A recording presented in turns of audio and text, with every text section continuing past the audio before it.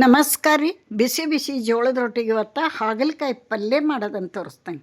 ಈ ವಿಧಾನದಾಗ ಮಾಡಿರಿ, ಎಷ್ಟು ಕಹಿ ಬರಲ್ಲ, ಸೂಪರ್ ಟೇಸ್ಟಿ ಆದಂಥ, ಹೆಲ್ದಿ ಆದಂಥ, ಆರೋಗ್ಯಕ್ಕಂತೂ ತುಂಬ ಒಳ್ಳೆಯದಿದು ನೋಡಿರಿ. ಸ್ವಚ್ಛಗೆ ಹಾಗಲಕಾಯಿ ತೊಳೆದು ಎಳಿವಿರಬೇಕು. ಈ ಥರ ಗಾಲಿ ಹಂಗೆ ಹೆಚ್ಚನಿ ಉಪ್ಪು ನೀರೊಳಗೆ ಹಾಕಿಟ್ಟೇನಿ, ಒಂದು 10 ನಿಮಿಷ ಹಾಕಿಡಬೇಕು.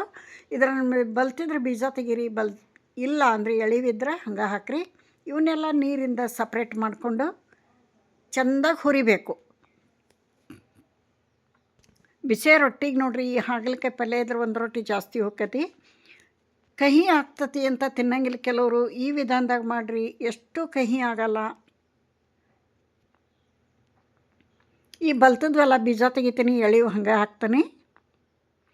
ಇವಾಗ ಒಂದು ಬಾಳ್ಗೆ ಇಟ್ಟು ಇವನ್ನು ಹಾಕಿ 1-2 ಟೇಬಲ್ ಸ್ಪೂನ್ ಎಣ್ಣೆ ಹಾಕಿ ಚಲೋತ್ನಂಗೆ ಇವೆಲ್ಲ ಕಪ್ಪಾಗಬೇಕು. ಅಷ್ಟು ಚೆಂದಾಗಿ ಹಸಿ ಸ್ಮೆಲ್ಲೆಲ್ಲ ಹೋಗಿ ಡ್ರೈ ಆಗಿ ಇವು ಫ್ರೈ ಆಗಬೇಕು. ಅಲ್ಲಿವರೆಗೆ ಹುರ್ಕೊಳ್ಳೋಣ.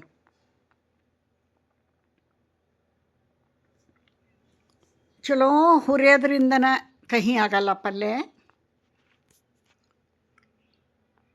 ಇದಕ್ಕೆ ಜೋಳದ ರೊಟ್ಟಿನ ಒಳ್ಳೆ ಕಾಂಬಿನೇಷನ್. ಫಸ್ಟ್ ಜೋಳದ ರೊಟ್ಟಿನ ಬೇಕಿದಕ್ಕೆ. ಉತ್ತರ ಕರ್ನಾಟಕದಾಗ ರೊಟ್ಟಿ ಪ್ರತಿದಿನ ರೊಟ್ಟಿ ನೋಡ್ರಿ. ಬದ್ನಿಕಾಯಿ ಎಣ್ಗಾಯಿ, ಹೀರೆಕಾಯಿ ಎಣ್ಗಾಯಿ, ಹಾಗಲಕಾಯಿ ಪಲ್ಯ, ಆಮೇಲೆ ಕೆಂಪು ಹಿಂಡಿಗಳು, ಚಟ್ನಿ ಪುಡಿಗಳು, ಮೊಸರು ಮಸ್ತ ಇರ್ತೈತೆ ರೀ. ರೊಟ್ಟಿ ಅಂದ್ರೆ ರೊಟ್ಟಿ ನೋಡ್ರಿ ಪ್ರತಿದಿನ. ಈ ಥರ ಹುರಿಬೇಕು.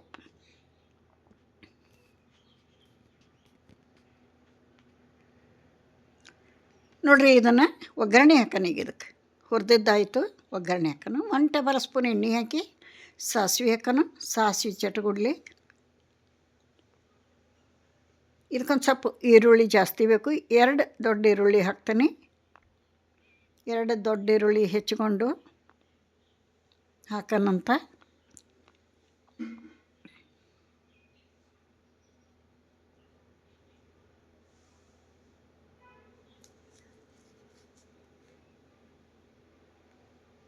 ಹಸಿ ಸ್ಮೆಲ್ ಹೋಗಿ ಚೆಂದಾಗಿ ಇದನ್ನು ಬಾಡಿಸ್ಕೊಳೋಣ ಎಣ್ಣೆಯೊಳಗೆ.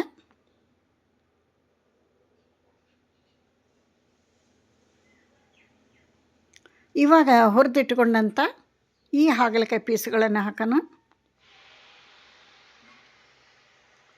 ಇದಕ್ಕೆ ಹುಳಿ, ಉಪ್ಪು, ಖಾರ ಮುಂದಿರಬೇಕು. ರುಚಿಗೆ ತಕ್ಕಷ್ಟು ಉಪ್ಪು, ಅರಿಶಿಣ ಪುಡಿ,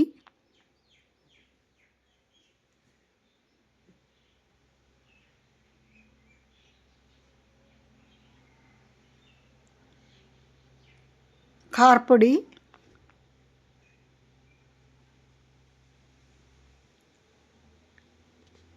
ನೋಡಿರಿ. ಎಲ್ಲ ಪಲ್ಯಕ್ಕೂ ಮೇನ್ ಬೇಕಾಗಿರುವಂಥ ಗುರಳ್ಳು ಪುಡಿ.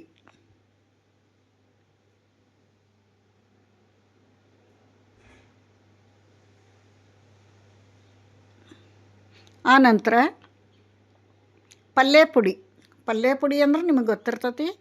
ಶೇಂಗಾ, ಬಿಳಿ ಎಳ್ಳು, ಒಣ ಕೊಬ್ಬರಿ ಹುರಿದು ಪುಡಿ ಮಾಡಿ ಇಟ್ಕೊಂಡಿರ್ತೀವಿ.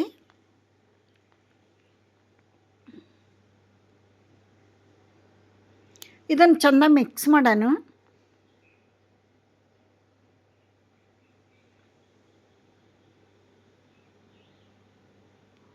ಇದಕ್ಕೆ ಹುಳಿ ಬೆಲ್ಲ ಹಾಕಿ ಚೆಂದ ಕುದಿಸ್ಬಿಡೋಣ.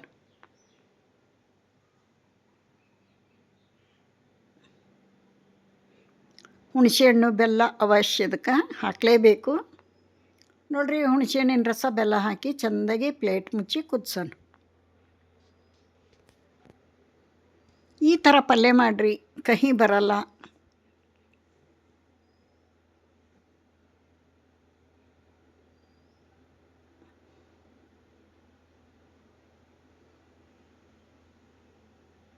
ಇನ್ನೊಂದು ಸ್ವಲ್ಪ ಕುದ್ರಾಯಿತು.